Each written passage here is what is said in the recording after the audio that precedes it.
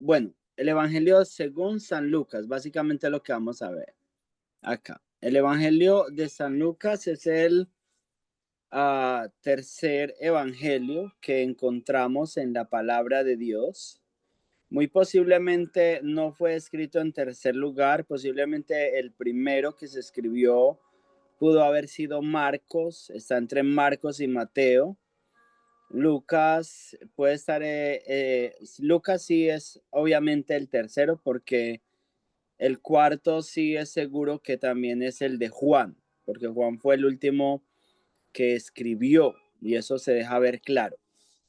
Entonces, sabíamos de Lucas, ahí como para un repaso un poquito, que él no tuvo el evangelio como, él no fue un testigo ocular para narrar los hechos del evangelio, sino que él recaudó las historias y entonces luego las plasmó en un libro o en dos libros, especialmente para hacerle llegar esa verdad a un filósofo o médico que él amaba mucho, que era Teófilo, ¿cierto? Entonces, básicamente por eso él se dedicó a la recopilación de todos los datos y es un evangelio precioso que tiene algunas cosas que no tienen los otros, por lo cual es muy importante.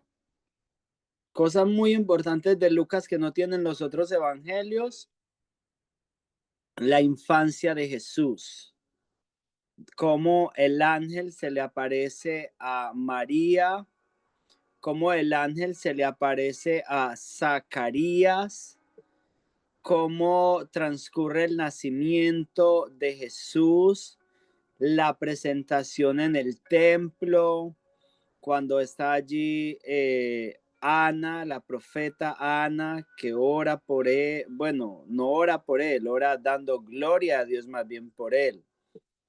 Simeón, que ora también dándole gloria a Dios porque le está permitiendo ver la salvación de Israel. Habíamos dicho que en Simeón se puede ver una figura muy bonita, teológica, que es como si Simeón estuviera representando el Antiguo Testamento, el Antiguo Pacto, la ley, y la ley le estuviera entregando a la gracia, diciendo como ahora, porque allí las palabras que Simeón dice es: ahora tu siervo puede descansar en paz. Ahora tu siervo puede descansar tranquilo porque han visto mis ojos tu salvación. Entonces, como si ese antiguo pacto ya estuviera descansando tranquilo, entregándole a la gracia, al Salvador, a nuestro Rey. Entonces, una figura ahí bien, bien linda.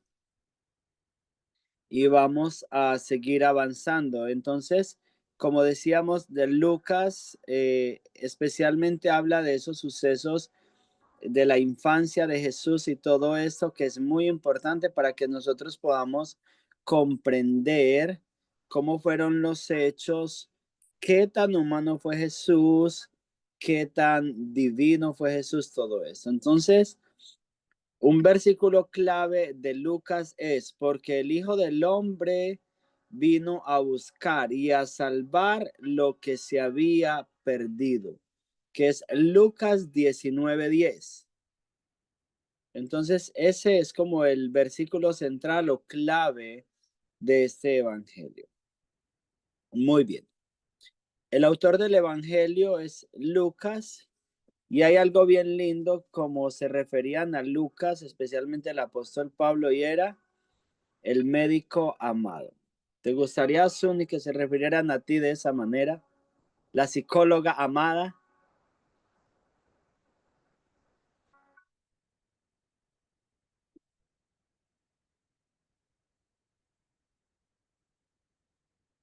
Perdón, es que estaba aquí marcando la linda que entre. Amén. Tranquila. Entonces, Dígame, perdón, dígame. Sí, Pablo menciona mucho a Lucas como el médico amado. Amén, amén, amén. Nos gustaría que nos traten con ese, bueno, con ese calificativo, porque es un calificativo. Médico Amén. amado. La, Claro. la psicóloga amada, el médico amado, el Aleluya. pastor amado. Y a mí no me gusta de que me digan así, mire, pero ya estoy aprendiendo algo nuevo. Amén.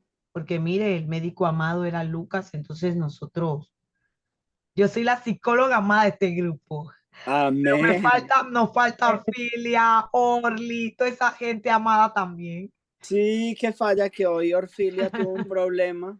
Sí. Y Orlin también no sé qué pasó y también Marlon también me dijo que tenía otra actividad, pero bueno, aquí estamos los que Está nos allá, toca Linda estar hoy. también, que está allá Linda en la graduación. Pero bueno, aquí estamos Amén, representando, Carlos y yo. amén, amén. Y esperamos que Linda ya se pueda conectar.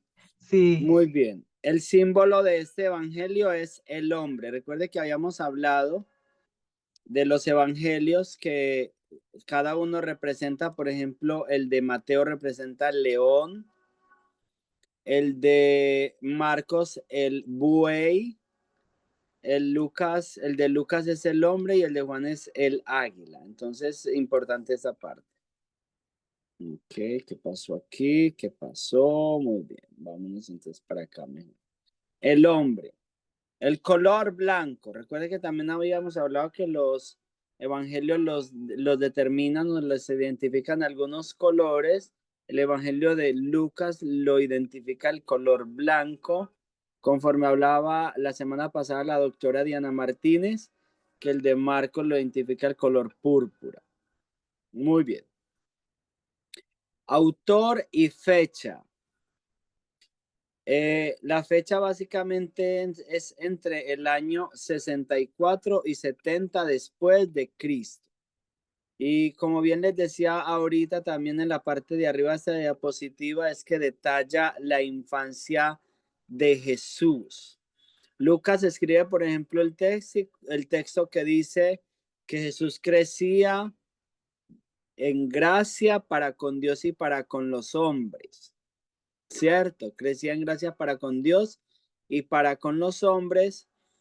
Y también relata, por ejemplo, el hecho de cuando Jesús se le perdió a José y María, cuando se les perdió en el templo y ellos vinieron a buscarlo y Jesús les dijo, no ¿para qué por qué me buscabais? ¿No sabéis que en los negocios de mi padre me es importante o me es necesario estar? Entonces relata esas partes muy importantes de Jesús que los otros autores no nos cuentan. Los otros autores básicamente nos empiezan a contar a través de que Jesús, a partir de que Jesús aparece en el ministerio. Por lo cual, como Lucas se centra más, o sea, se centra mucho en mostrar la humanidad de Jesús, por eso para él todos esos detalles son muy importantes. Y creo que para el Espíritu Santo asimismo lo eran, porque era necesario que quedaran a nuestra disposición. Muy bien. Entonces, la profesión de Lucas, él era un médico y era evangelista. Y el padre espiritual de Lucas era Pablo.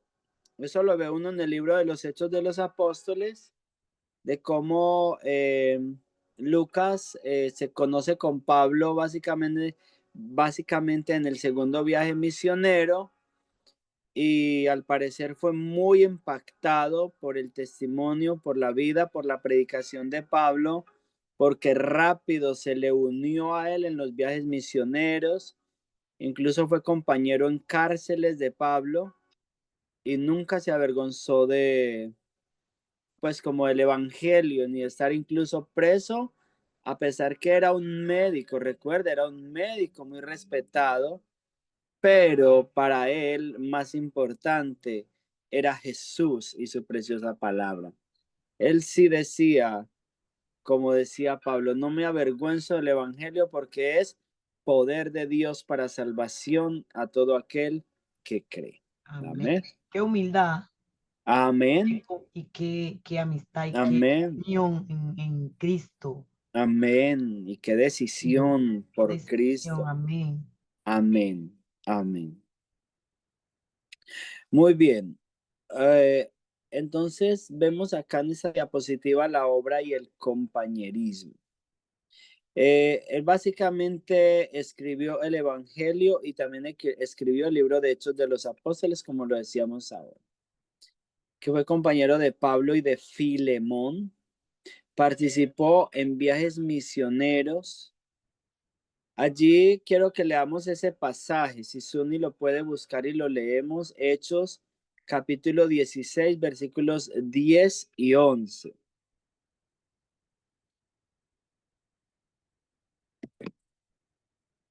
Amén.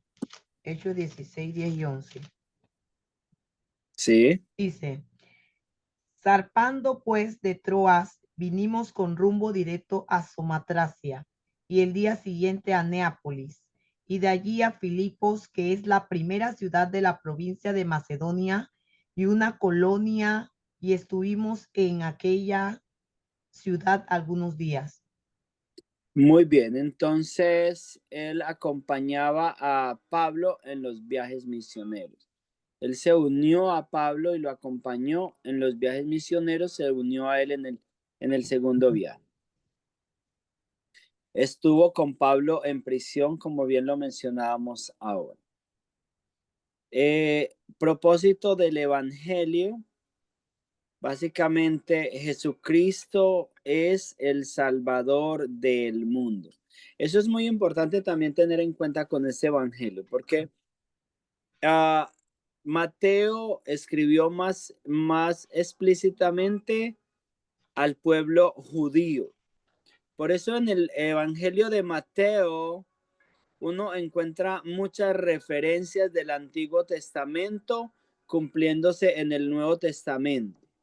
En el Evangelio de Mateo uno encuentra muchas referencias que dice, como dijo el profeta Isaías, como dijo el profeta Jeremías, como dijo el profeta Daniel, y así sucesivamente. Recuerda mucho y pone, o sea, como el contexto de los textos de los cuales se está refiriendo en el Antiguo Testamento y el cumplimiento en el Nuevo Testamento. Entonces, para Mateo eso era muy importante porque le tenía que demostrar a los judíos esa realidad de que Jesucristo era el Mesías que en el Antiguo Testamento era prometido.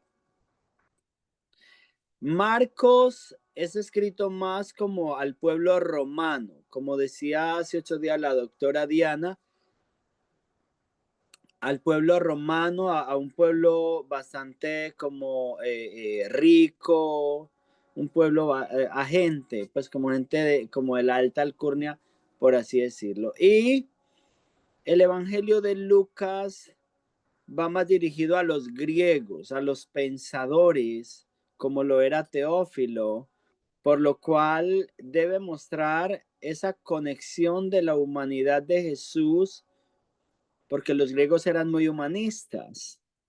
Entonces muestra también un enfoque muy universal. Y como bien lo leíamos ahora en una diapositiva anterior, muestra un evangelio muy inclusivo que está llegando a todos los rincones del mundo, a toda persona, a toda criatura, o sea, que está abierto para toda criatura. Entonces Jesucristo es el Salvador del mundo. Muestra también a Jesús como el Hijo del Hombre. Se dice mucho en el Evangelio de Lucas, o se llama mucho a Jesús como el Hijo del Hombre. Muestra la humanidad perfecta de Cristo. Recuerden que en Jesucristo siempre encontramos las dos naturalezas de una manera perfecta. Que Jesús era tan Dios como si no fuera humano, y era tan humano como si no fuera Dios. Y porque era tan humano, podía redimirnos a nosotros. Entonces, es los dos, pero ninguno le quita lo otro. El ser humano no le quita el ser Dios y el ser Dios no le está quitando el ser humano. Eso es muy importante. Entonces, la humanidad perfecta de Cristo. Dirigido a los griegos, básicamente pues como para llenar esa parte del intelecto humano. Que esa parte uno a veces, o sea, a veces al principio uno suele pensar que es solo creer y ya, que la fe es solamente, pero creer sin que esté satisfecho el intelecto no es fácil. O sea, por eso es tan importante cuando estudiamos la palabra de Dios y desarrollamos un estudio como el que estamos desarrollando, porque estos estudios sistemáticos, teológicos de la palabra de Dios nos ayudan a comprender como la base de todas las cosas y de esa manera nos da una certeza clara de la realidad de las cosas y de realmente por qué creer. De la base de las cosas para tampoco estar dejándose llevar por el error. Entonces, es muy importante esta parte y que el Espíritu Santo no la deja por fuera, que la fe es importante, pero la razón también es importante. Y una fe que no razona es una fe que puede llevar al error. Una fe pues que no piensa. Obviamente hay cosas del espíritu que no se pueden razonar, pero esas cosas del espíritu que no se pueden razonar siempre van a tener una base en la palabra de Dios. El Espíritu Santo, y esto siempre lo tenemos que tener como una base firme y muy clara para el desarrollo de todos nuestros ministerios. Y es que el Espíritu Santo nunca te va a hablar algo que contradiga la palabra de Dios. O sea, él nunca va a ir en contra de lo que ya está escrito. Amén. Muy bien. Vamos a la siguiente diapositiva. Características del Evangelio. Léeme, Suni, si me quieres ayudar, por favor, porque me siento como muy solito Claro yo que acá. sí, aquí estoy a la orden de El parte de Dios. primero. Característica del Evangelio. El más amplio y hermoso de los Evangelios. Contiene Muy parábolas bien. únicas, hijo pródigo, buen samaritano, Evangelio de la oración y la alabanza, y resalta la sanidad divina.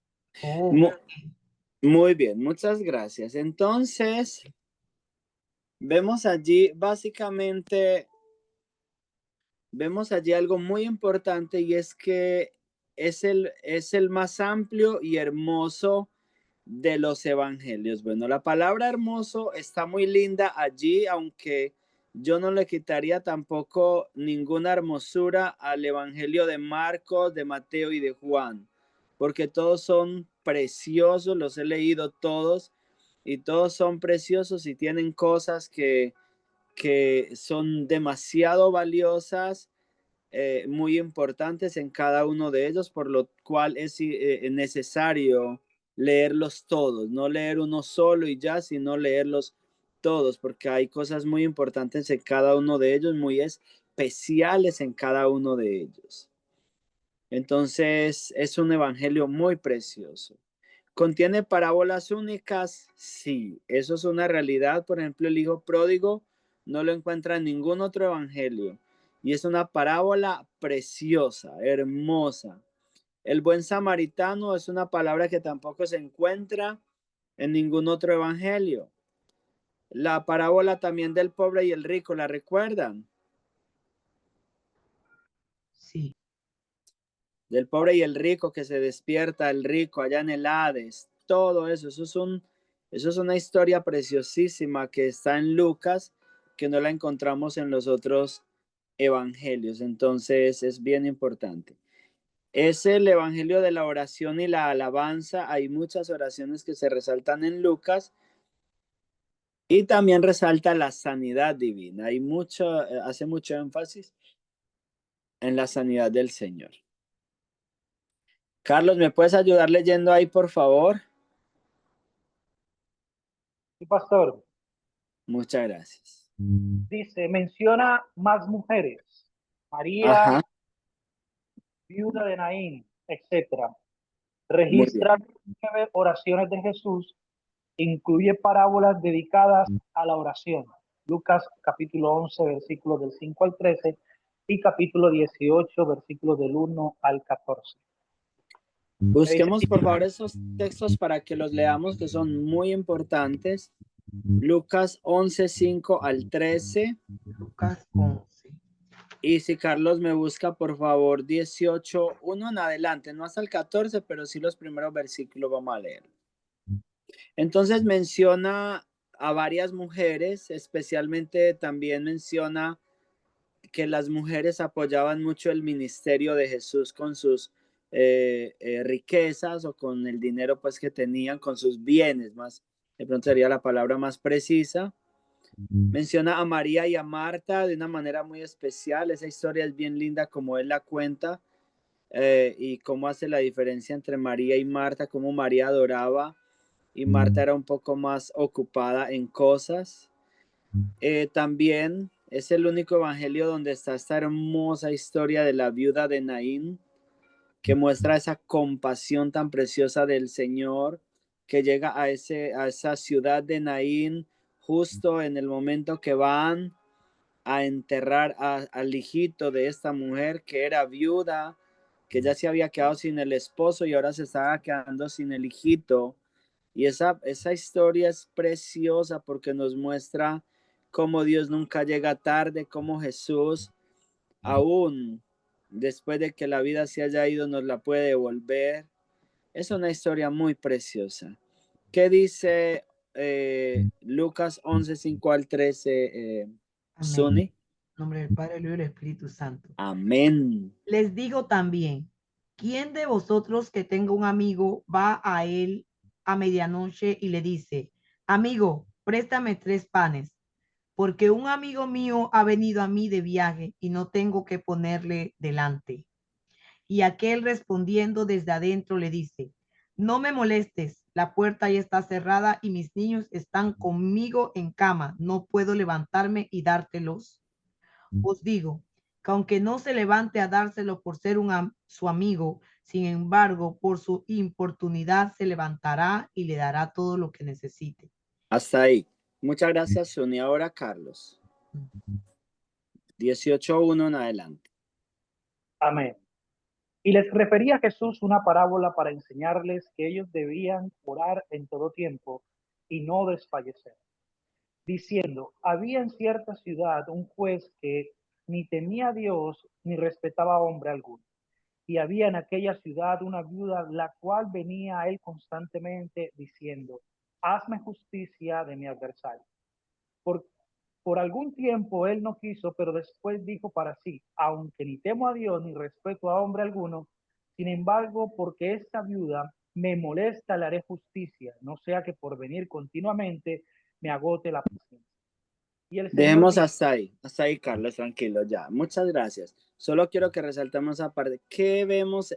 O sea, como qué se resalta en esos dos pasajes, ¿qué quiere resaltarnos Lucas? Carlos, ¿qué nos quiere resaltar Lucas en lo que leímos?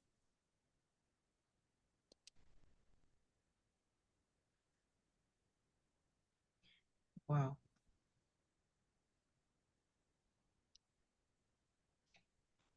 Carlos. ¿me oyen ahí? Sí, sí. ¿Qué quiere resaltar Lucas en lo que leímos? En los dos pasajes. En el capítulo 11 está mostrando como, no sé, esa necesidad de ese amigo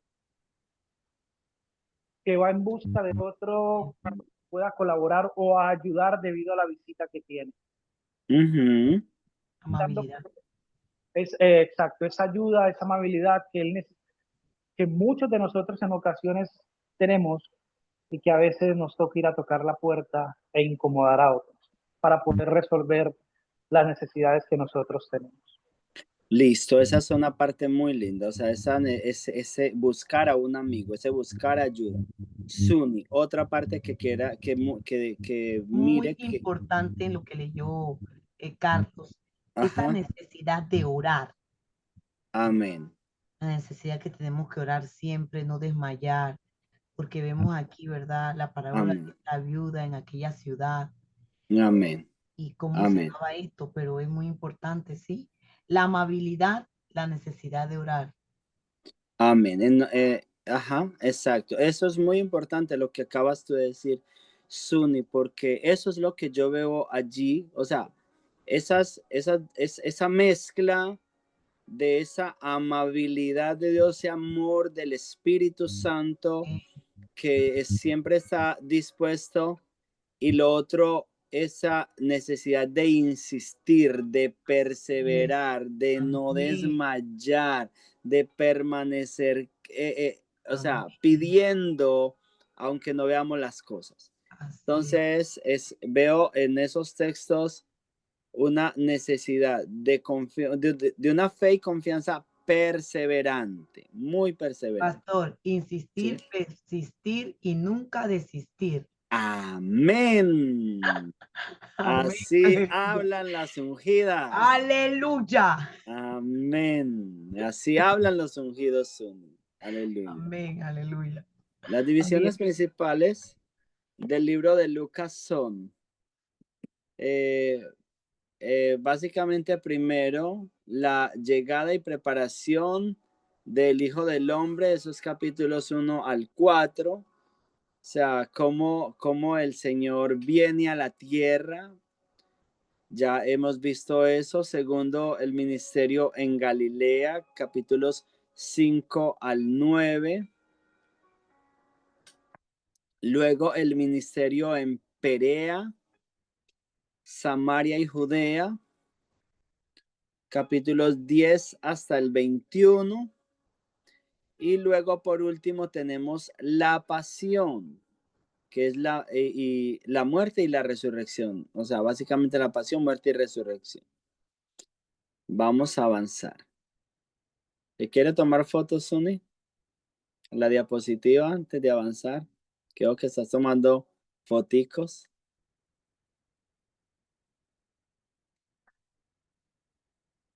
Sí, muy importante. Muy bien. Ah, Esas son como las 4 divisiones principales del libro. Ahora, énfasis espiritual. El énfasis espiritual es: Jesús es un maestro noble, amigo y ayudador. Hermoso, ¿no? amén.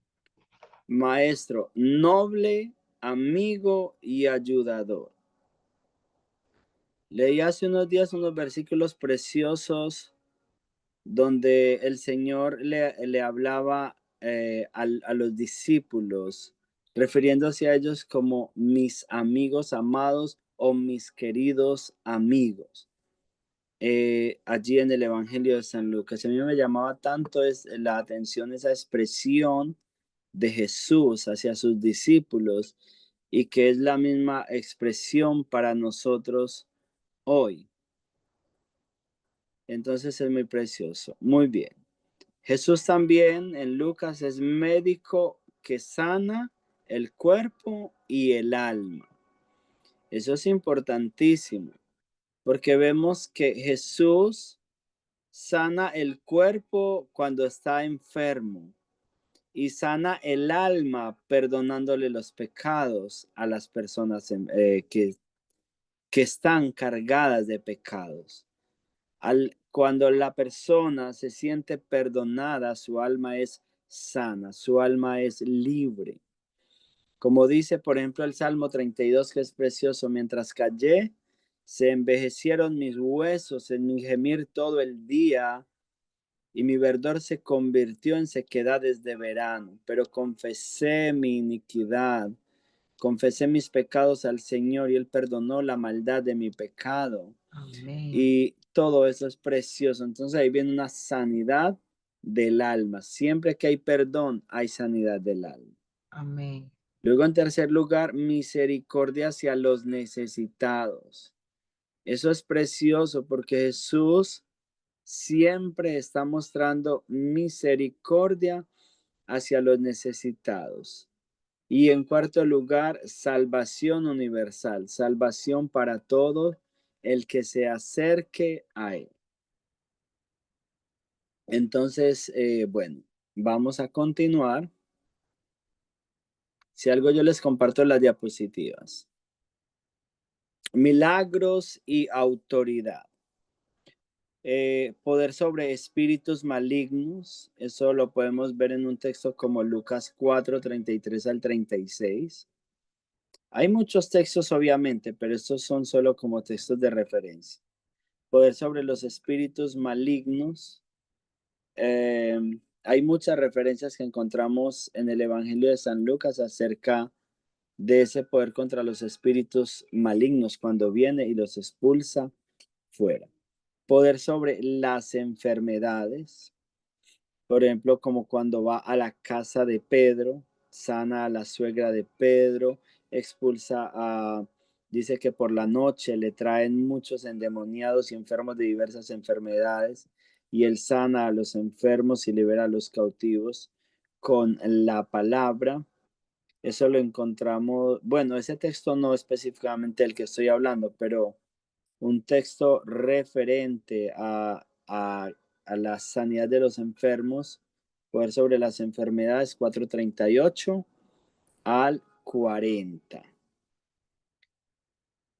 Luego, poder sobre el pecado. Poder sobre el pecado lo vemos en el capítulo 5, versículos 20 al 26, y ese sí lo quiero leer en un minuto. Lucas 5.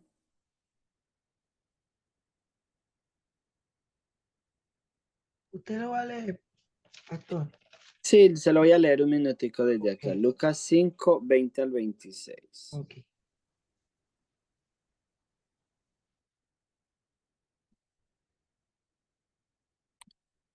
Listo, ya aquí lo tengo. Lucas 5, 20 al 26. Aconteció un día.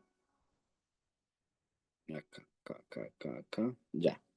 Al ver la fe de ellos, le dijo: hombre, tus pecados te son perdonados. Entonces los escribas y los fariseos comenzaron a cavilar diciendo: ¿quién es este que habla blasfemias? ¿Quién puede perdonar pecados sino solo Dios? Jesús entonces, conociendo los pensamientos de ellos, respondiendo, les dijo: ¿qué caviláis en vuestros corazones? ¿Que es más fácil decir tus pecados te son perdonados o decir levántate y anda? Pues para que sepáis que el Hijo del Hombre tiene potestad en la tierra para perdonar pecados, dijo al paralítico: a ti te digo, levántate, toma tu lecho y vete a tu casa. Entonces ahí vemos esa autoridad del Señor contra el pecado y de la misma manera también contra la enfermedad, porque ahí no solamente le perdonó, sino que lo sanó. Y también la resurrección de los muertos, como lo vemos con la viuda de Naín, perdón, con el hijo de la viuda de Naín, como lo vemos pues de varias resurrecciones que el Señor realiza, pero especialmente en Lucas, ese lo recuerdo en este momento, la resurrección del hijo de la viuda de Naín. Y también calmar las tempestades, como también conocemos esos dos hermosos pasajes de cuando Jesús calmó la tempestad, que estaba durmiendo en un cabezal, en la popa del barco, y la otra cuando se levantó también la tormenta y él caminó por encima de las aguas. Muy bien. Salvación universal. Jesús vino a salvar, o sea, a todos, a judíos. Eso lo vemos en el capítulo 2, versículo 10. A samaritanos. Esos están corticos, los podemos leer. Carlos, ¿me puede leer capítulo 2, versículo 10 y Suni capítulo 9, versículo 52? Y yo, Oscar 2, 32. Amén. Leemos la palabra en el nombre del Padre, del Hijo y del Espíritu Santo. Dice así: mas el ángel les dijo: no temáis, porque aquí os traigo buenas nuevas de gran gozo, que serán para todo el pueblo. Amén. Amén. Entonces ahí está hablando del pueblo judío. Les traigo buenas de gran gozo que serán para todo el pueblo. Ahora se une a los samaritanos. Dice, y envió mensajeros delante de él, los cuales fueron y entraron en una aldea de los samaritanos para hacerle preparativos. Muy bien. Entonces allí ya se está incluyendo a los samaritanos. El versículo que yo tengo, y si Suni me busca nuevamente a los pobres, si me busca por favor Suni S 1:53. No sé, Y luego Carlos me busca por favor 23, 50 y 51. Entonces aquí dice en el versículo 32, dice, luz para revelación a los gentiles y gloria de tu pueblo Israel. O sea, ya ahí está incluyendo a todos los gentiles. Luz para revelación a los gentiles.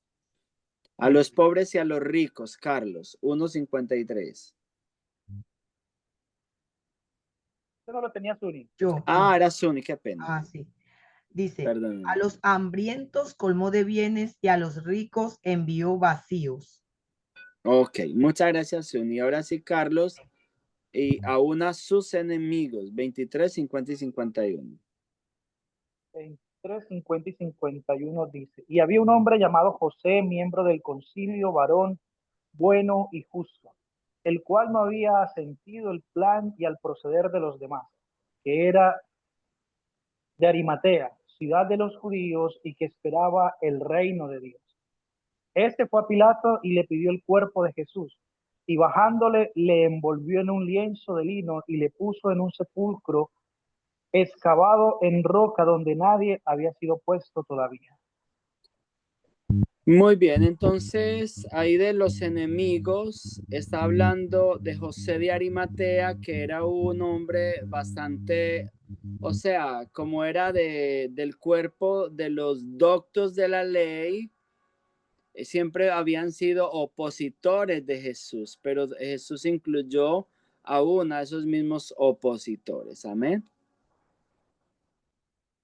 Jesús llora sobre Jerusalén, capítulos 19, 41 al 44. Ese es cuando Jesús dice que Jerusalén, Jerusalén, que matas a los profetas y apedreas a los que te son enviados. ¿Cuántas veces quise juntar a tus polluelos, a tus hijos como la gallina junta a sus polluelos delante de sus alas, pero no quisiste? Entonces allí, desde el monte de los olivos, el Señor llora sobre Jerusalén, porque el pueblo no reconoció su visitación y anuncia juicio sobre los que lo rechazan. Entonces, esto pues para decir acerca de las advertencias y las lágrimas del Señor. Y ya como conclusión, entonces podemos concluir que Jesús es el Salvador, sanador y amigo. Salvador, sanador y amigo. Tenemos que revela el corazón compasivo de Dios. El Evangelio de Lucas revela el corazón compasivo de Dios. El mensaje central básicamente es buscar y salvar lo perdido, buscar y salvar lo que se había perdido. Y la aplicación es que su amor sigue llamando hoy. ¿Cuántos creen eso? Amén, amén, amén, amén y amén. Su amor sigue llamando hoy. Qué precioso es nuestro Dios. Y Él nos llama, Él todo el tiempo está ahí buscándonos. Dice que yo busco a Jesús, Jesús nos busca. Tan bello, nuestro precioso Salvador. Wow. Esas Él es son una de las maravilloso. cosas, esa es una de las cosas que yo no alcanzo a comprender de Dios. Cuando yo medito en eso, Sí, yo no verdad. alcanzo a Él perdona, comprender el nos por ama. qué Dios siendo tan soberano, o sea, siendo el todopoderoso, Ujú, teniendo todo sin necesidad de nosotros, ujú. porque nos busca, porque nos perdona, porque nos ama, porque no nos desecha cuando a veces desafortunadamente le fallamos. Espero que usted no le falle, pero yo le fallo mucho. Y cómo él permanece tan fiel. Honestamente, Fallamos. yo no alcanzo a comprender esa fidelidad del Señor. Y siempre le digo al Señor, no la comprendo, pero la amo, porque si algo me derrite a mí es esa fidelidad de Él, que a pesar de nuestros errores, Él permanece fiel y Él permanece siempre, siempre como eso que dices, la preciosa palabra de Él, que es una roca inconmovible, que siempre está allí para nosotros. Bueno, preciosa familia, tírese otros 3 o 4 minuticos Amén. y porque como Carlos se nos tiene que retirar un poquito temprano para que avancemos rápido con la tercera clase. ¿Listo? Amén. Un súper abracito. Ya estamos de regreso en 5 minutitos.